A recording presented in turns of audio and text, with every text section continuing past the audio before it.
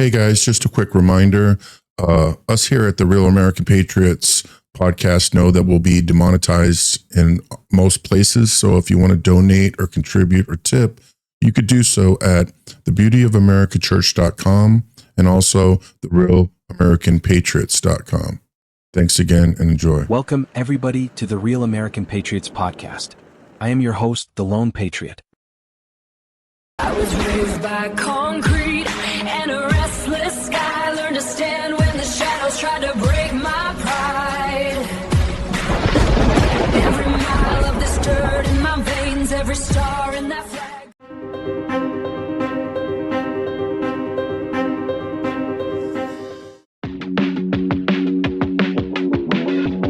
Tournament at Trump National Golf Club in Bedminster this weekend isn't just about the sport or the more than $25 million purse. The Saudi-backed Live Golf International Series Invitational is drawing anger and protests.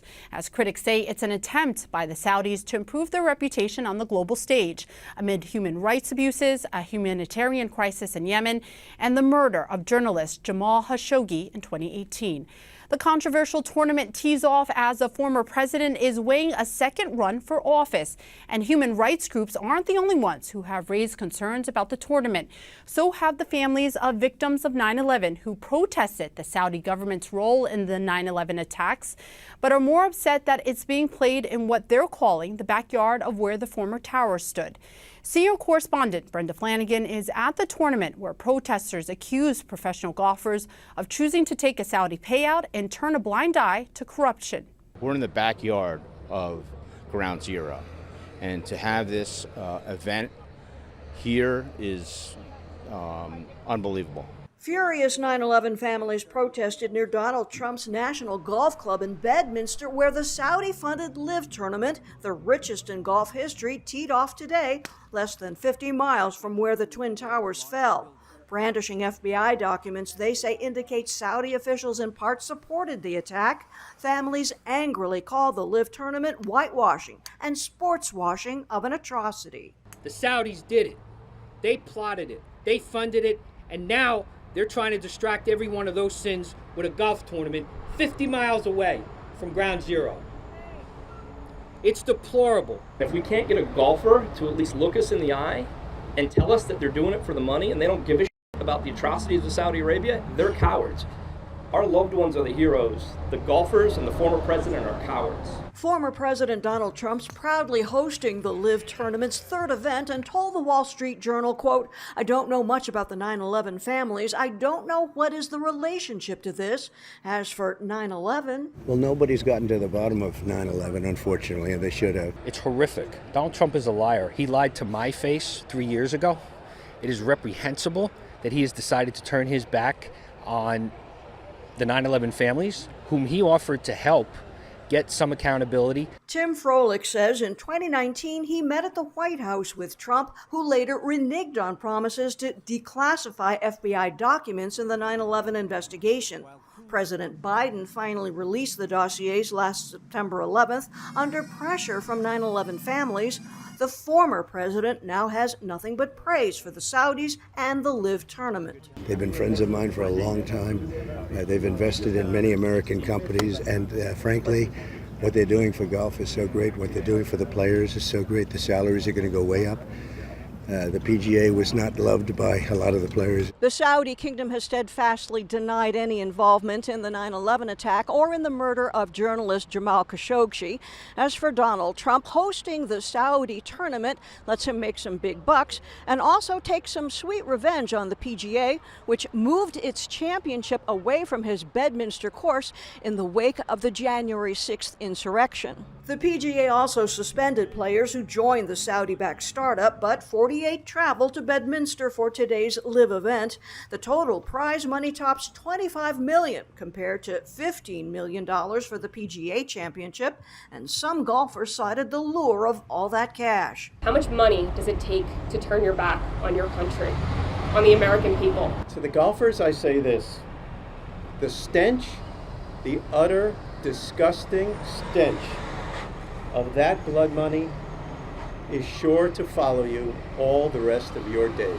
Many families brought photos of loved ones lost on 9/11. They say they'll follow the LIV tournament and continue their protests until they get the full transparency and accountability they need about the attacks.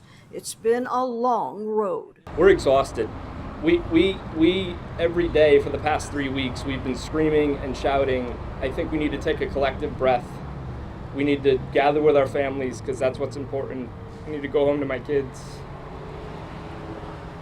How old are your kids? And a 4-month-old son, and they mean the world to me. I'm just tired of fighting. I've known these people for a long time in Saudi Arabia, and they've been friends of mine for a long time. They've invested in many American companies. They own big percentages of many American companies. Oh, that's totally America first, right? Let's have the Saudis buy out America. You're so closely associated with the city of New York. Yeah. You, of all people, understand the passion surrounding 9/11. What do you say to those family members who protested earlier this week and will be doing so again on Friday? Well, nobody's gotten to the bottom of 9/11, unfortunately, and they should have, as to the maniacs that did that horrible thing to our city, to our country, to the world. So we went after Iraq. They did not knock down the World Trade Center, okay? It wasn't the Iraqis that knocked down the World Trade Center.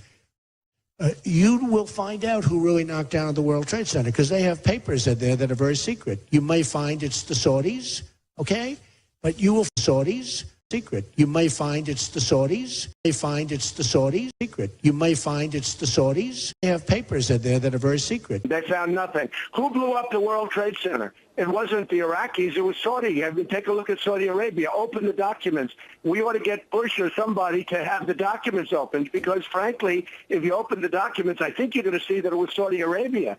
Conspiracy theory, it's just a statement of fact, actually, based on declassified documents, was that the U.S. government was not straightforward with the American people about what really happened on 9/11, that there was Saudi Arabian involvement because a Saudi intelligence agent absolutely received 2 of the hijackers. It's a side point, not a core point of this presidential campaign.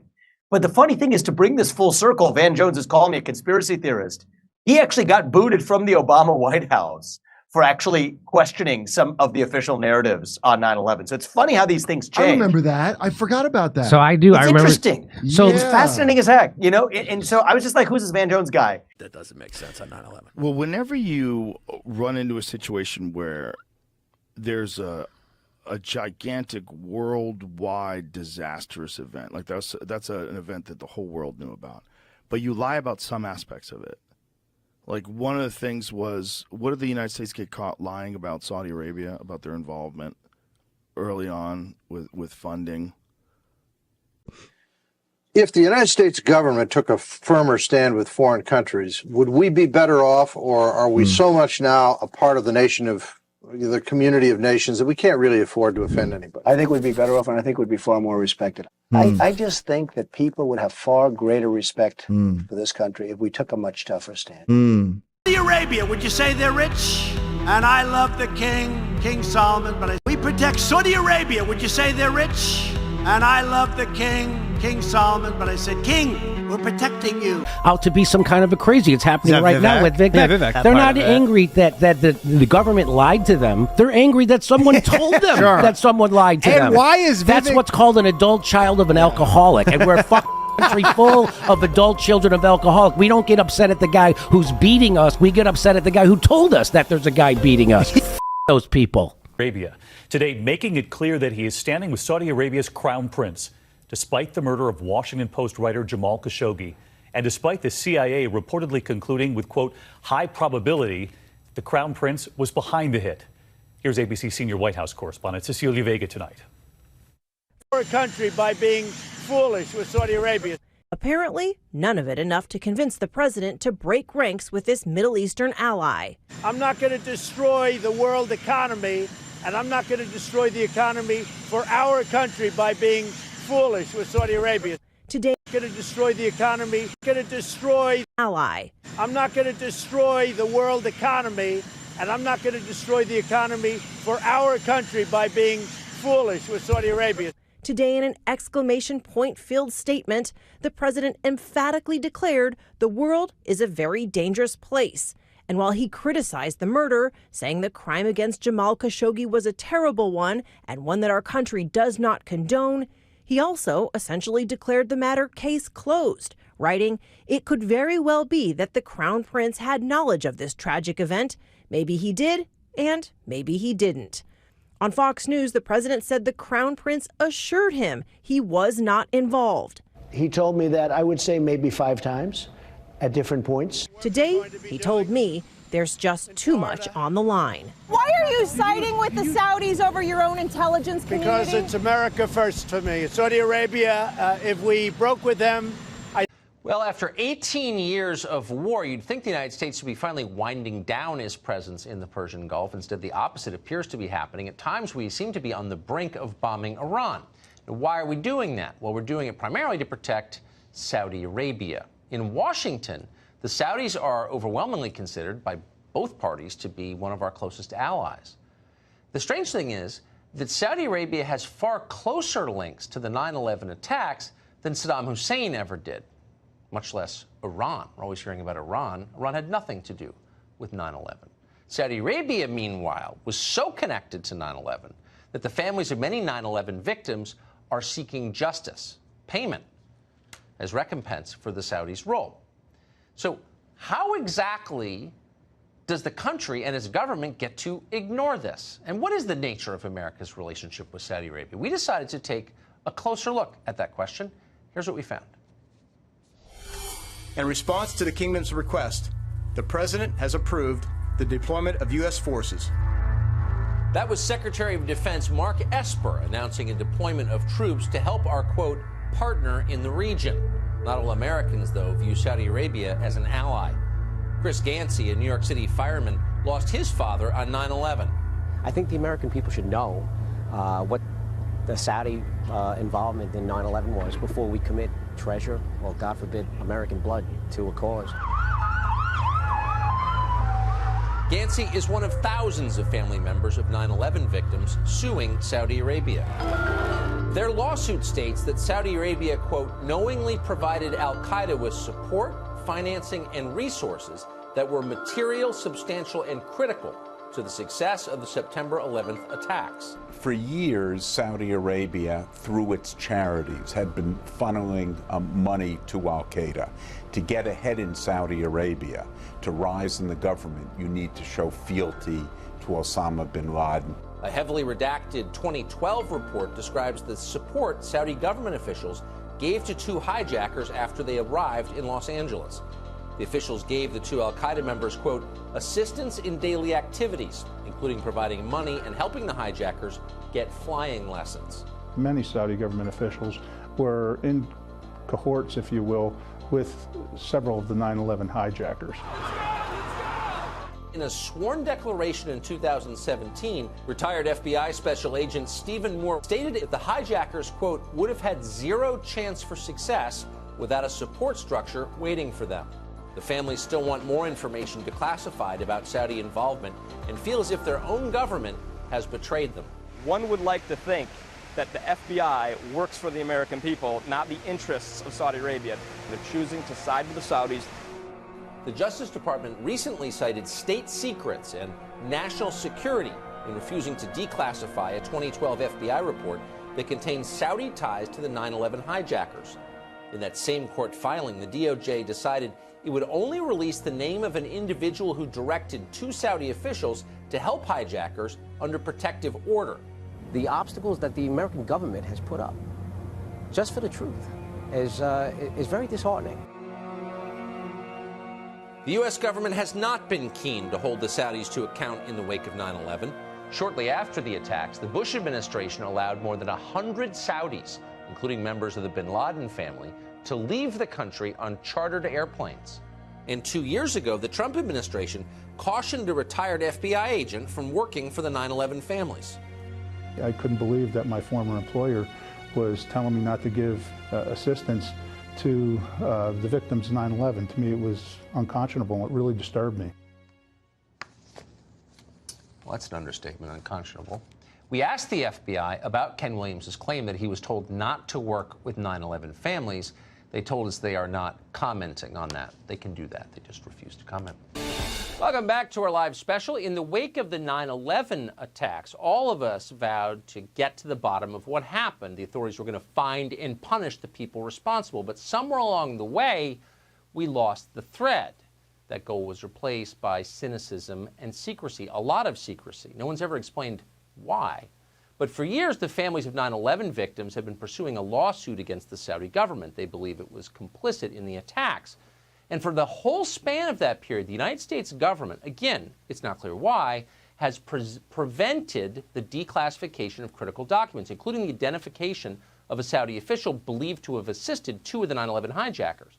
Last week, though, finally, the FBI revealed his name, and they did it accidentally. His name is Mossad Ahmed al-Jarrah. He worked at the Saudi embassy from 1999 to 2000. Brett Eagleson is one of the 9/11 family members suing Saudi Arabia. He joins us tonight. Brett, thanks so much for coming on the show tonight. Who is this guy? Give us a super quick explanation of why we should care about his identity. Sure. And Tucker, thank you very much. Before I go any further, I just want to say thank you again for covering this story. Why are you the only primetime host covering this? I don't know. Because I'm enraged. I'm enraged. That's why. It's unbelievable. You have the Attorney General of the United States weighing in on civil litigation, invoking state secrets. Like, it's almost as if, who are they? And why are they weighing in on this? It's almost as if, like, oh, they have information about something that they can't trust us with, or we're not, mature enough to know it. So anyway, I digress. The point is that this guy actually, I'm sorry, Brett. Let me stop you there. You don't digress. That's at the core of my interest here. What are they hiding? They're not protecting the Saudis. I don't believe that for a second. I don't. Tucker, something is going on here. They're lying for a reason. And what is that reason? And I don't know the answer, but there is one. What do you think it is? Tucker, it's disgusting. I lost my dad on 9/11. There are thousands of other people who have lost loved ones and family members. And to find out, we know the Saudis are murderous thugs. Okay, that's one thing. But to find out that our own government is taking their side in court, they're submitting in private briefings. The CIA and the Department of Justice are submitting in-camera private briefings to the judge behind our backs. Nobody can see it. Then they have this blunder where this guy's names come out. And what's so secret about that?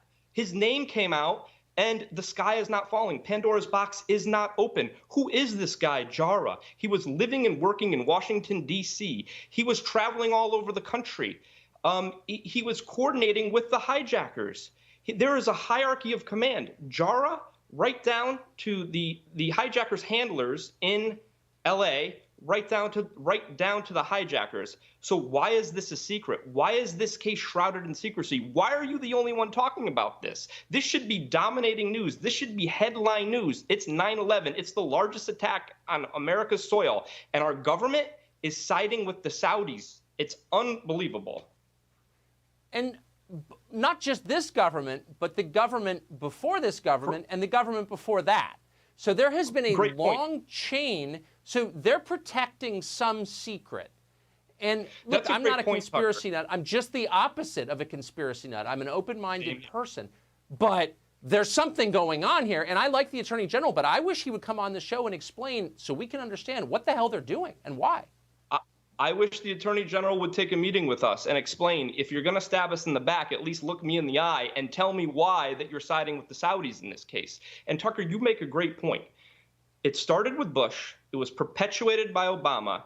And Trump, the jury's still out. He hasn't helped us yet, but I'm appealing to the President of the United States tonight. He needs to know what his Department of Justice is doing. He needs to know that Grenell and Attorney General Barr are misleading him. Why are we continually siding with the Saudis? We have clear evidence. Al-Jarrah was living in Washington, D.C. He was facilitating, he was communicating. We have phone records. We have mountains of evidence on the Saudi complicity in 9/11.